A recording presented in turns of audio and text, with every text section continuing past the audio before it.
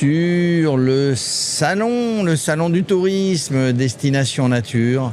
On va parler vélo. J'ai le plaisir de recevoir Alain Berthelhomme. Ça va, Alain ? Bonjour, enchanté, tout va bien ? Tout va bien, il est venu, il est parti de Créteil à pied, mais bientôt il va partir de Créteil à vélo. Alain, il a été président de la Fédération française de lutte, mais maintenant il s'intéresse au vélo. Actuellement, je suis vice-président du club Omnisport. De l'US Créteil. De l'US Créteil. Un grand club Omnisport. Hein. Tout à fait. Et je suis donc adhérent de l'US Créteil, c'est cyclotourisme. Cyclotourisme, affilié à la Fédération française de cyclotourisme, la FF Vélo. Tout à fait. Donc là, vous avez décidé, tu vas nous expliquer, avec 15 autres potes, vous allez parler, qui ont un peu l'habitude quand même de faire du vélo, vous allez partir de Créteil à Mataró. Mataró, c'est la banlieue de Barcelone, à vélo. Pour peut-être une bonne cause, en tout cas, vous allez faire, je ne sais pas combien de kilomètres. Tout à fait, 1200 kilomètres. Ça a une vocation bien sûr sportive, mais ça a également une bonne cause. On va rouler pour la Fondation Falleret sur la santé mentale, avec un focus sur la santé mentale pour les sportifs. Alors justement, quand on part là déjà, 1000 et quelques kilomètres, 1200 tu l'as dit, déjà pourquoi arriver à Barcelone ? Alors en fait, on arrive donc à Mataró, qui est dans la banlieue de Barcelone. Mataró est une ville jumelée à Créteil.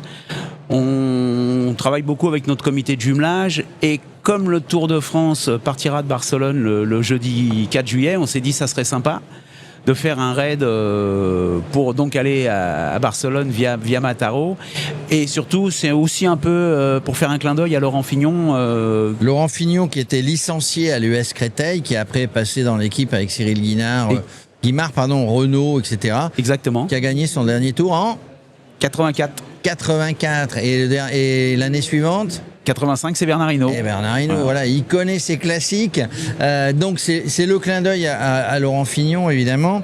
Mais c'est aussi l'envie, avec des potes, de rouler tranquillement, évidemment. On n'est pas sur des moyennes du Tour.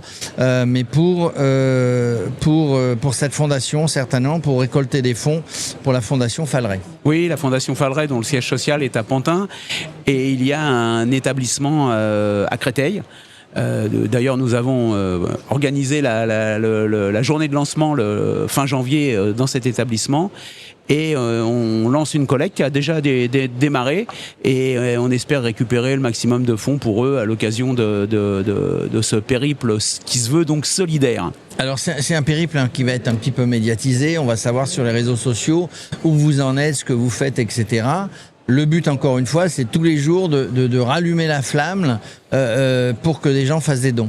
Entreprise ou particulier, hein. Entreprise, particulier, c'est du fait que c'est une fondation, c'est bien sûr défiscalisé pour tout le monde. Et bien sûr qu'à chaque étape, on fera un focus sur notre périple et sur la Fondation Falleret. Tout ça sera relayé sur nos réseaux sociaux et sites internet, que ce soit de l'US Créteil Cyclo ou de l'US Créteil Omnisport. Mais également, bien sûr, le comité de jumelage, la ville de Créteil et puis la Fondation Falleret, bien sûr, évidemment, qui va participer sur la communication de façon importante. Tout ça va être évidemment relayé sur Radio Sport. D'ailleurs, on est en train de le faire, puisqu'on t'interviewe, on est en train de relayer sur Radio Sport. Alors, comment on se prépare ? Parce que c'est pas rien de partir, vous avez l'habitude de faire du vélo, du cyclotourisme.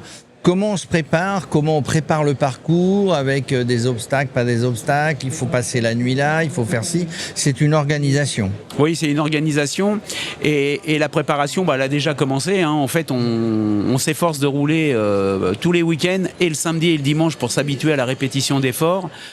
La majorité des participants sont des anciens sportifs, voire des anciens sportifs de haut niveau. On a des gens comme Marie Patouillet, comme Sophie Domenech, comme Stéphane Lambolet qui vont participer. Donc, on ne se fait pas trop de soucis à ce niveau-là. La seule chose, c'est qu'il y a pas mal de dénivelé. Sur les 8 jours, 15 000 mètres, donc c'est rien. C'est pas mal. Faut perdre un peu de ventre pour mieux monter les côtes. Parce que vous passez vers Saint-Étienne ou quelque chose comme ça, vous traversez. On va descendre Orléans, Limoges.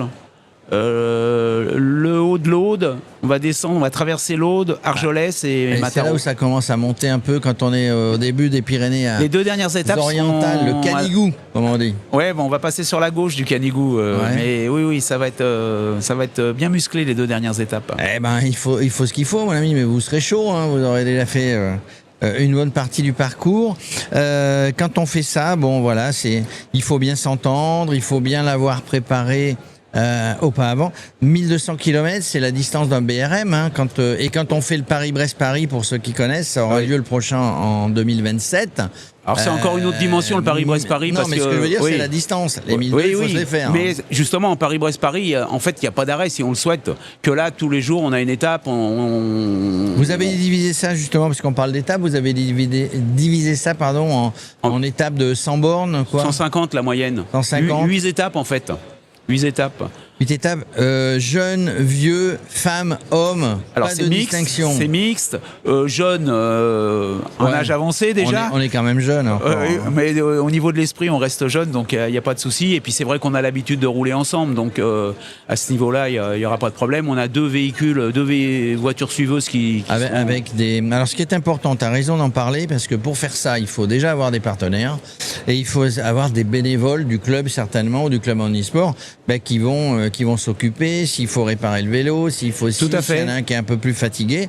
C'est un vrai travail d'équipe. Exactement. Alors on a des partenaires institutionnels, bien sûr. Hein, on a la ville, évidemment. La ville de Créteil, le comité de jumelage de Créteil, l'Union sportive de Créteil Omnisport. La FF Vélo, on l'a dit. Et des partenaires privés, Crédit Mutuel, la caisse locale de Créteil, Intersport. Il faut bien payer les hôtels et le voyage. Hein. Exactement, on est transparent, c'est un budget de 23 000 €. Donc, et les participants cotisent à cet événement. À cet événement. C'est la première fois que vous faites un truc comme ça ou vous avez déjà fait ? Ça a déjà existé dans le passé, mais il y a maintenant quelques années, l'US Créteil avait rejoint Salzgitter, qui est également une ville en Allemagne, une ville jumelée à Créteil. Et puis en 1992, aux Jeux Olympiques, on avait fait un périple aussi déjà pour aller à Mataró. À Barcelone déjà. Voilà, exactement. À Mataró, je ne sais plus s'il n'y avait pas des épreuves de hand ou à Mataró, à Granollers à côté, dans la banlieue. J'y étais pourtant, mais je ne me rappelle plus. J'y étais aussi, mais on ne s'est pas croisés là-bas.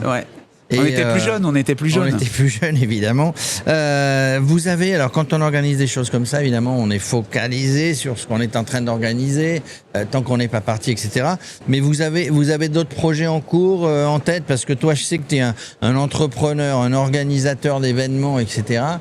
T'as d'autres projets déjà en tête ou tu attends d'avoir fini ? Chaque chose en son temps. Alors sur l'US Créteil Omnisport, il y a plein d'événements. Hein. On a notre équipe de handball qui est en Pro League, on a l'équipe de foot, on a le cyclisme qui fonctionne bien. Voilà, la lutte, le squash, il y a beaucoup de disciplines qui ont des événements, mais des événements, je vais dire, officiels.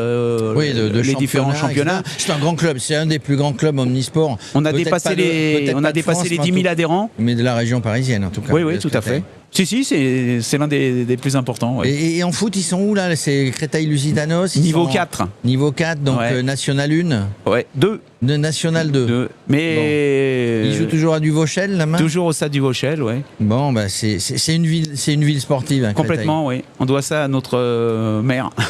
Comment il s'appelait ? Laurent Catala. Il est toujours là, lui ? Il est toujours là. Oh, dis donc, il faut l'amener avec vous à Barcelone. Hein. Il faisait du vélo dans le passé. Il faisait du vélo, etc. Voilà, c'est une ville. En tout cas, si vous avez envie d'aider, si vous avez envie, il y a des gens qui peuvent se joindre sur le parcours à vélo. Oui, on a d'ailleurs, on le sait déjà, par exemple, la dernière étape, le club d'Argelès va rouler avec nous. L'avant-dernière étape, le club de Sigean va rouler avec nous. Et sur la première étape, on a des personnalités qui vont nous accompagner une partie du parcours. Qui vont faire une 60aine de kilomètres, 30 allées, 30 retours, pour nous accompagner. Et sûrement que dans les autres étapes, des clubs du coin rouleront un peu avec nous. Alors nous, on vous accompagne, mais avec le cœur. Hein. On va pas aller en vélo parce qu'on est. Mais vous viendrez au départ, le 26. Peut-être même à l'arrivée à Mataró. J'adore cette. Bah oui, puisque c'est au moment du Tour de France. J'adore cette région. Effectivement, le Tour part le 4 début juillet, pardon. Et nous, on arrive le 3. Vous arrivez le 3. Si on est là-bas. Et on arrive sur le vélodrome de Mataró. On arrive sur le vélodrome. Si on est là-bas, on fera un reportage. On viendra vous voir. On viendra vous encourager. Avec grand plaisir. En tout cas, Alain, je le répète, Créteil-Mataró, ça part de Créteil. La Fondation Falleray. La Fondation Falleray. Sur le site, il y a de quoi faire des dons. Sur la santé mentale. Sur le site du club. Je rappelle que vous êtes une entreprise, vous êtes un particulier, c'est défiscalisé. Ça part de Créteil le 26 juin. 26 juin, ça arrive à Mataró, si tout va bien, banlieue de Barcelone. Le 3 juillet. Nord de Barcelone, le 3 juillet.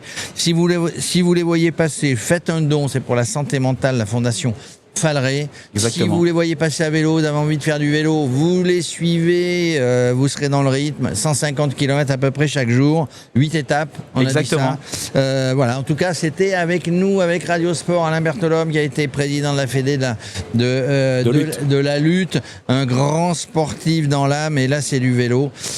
Encouragez-les. Vous avez plusieurs moyens de les encourager. Si vous les voyez passer, si vous faites un don, je le redis.